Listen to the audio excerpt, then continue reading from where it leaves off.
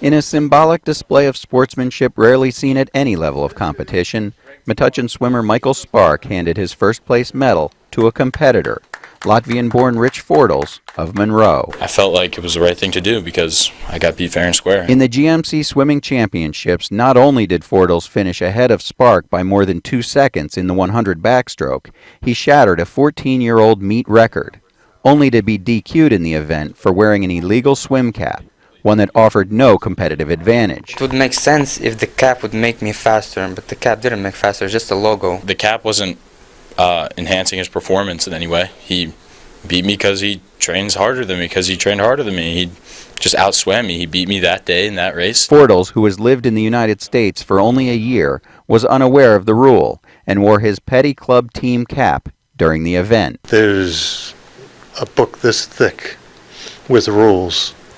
You're going to miss maybe one or two. Monroe appealed the ruling to the Greater Middlesex Conference on behalf of their independent swimmer. It was rejected by the GMC, citing National Federation of State High School Associations rules, which clearly prohibit a swimmer from wearing a club team cap. I think that you proved to everyone there that you are the better athlete. He's a really nice guy, and I hope we're going to meet somewhere again. And while the gesture from Spark does not impact the official standings or the meet record, Fortels can take solace in knowing his closest competitor knows who really won the heat.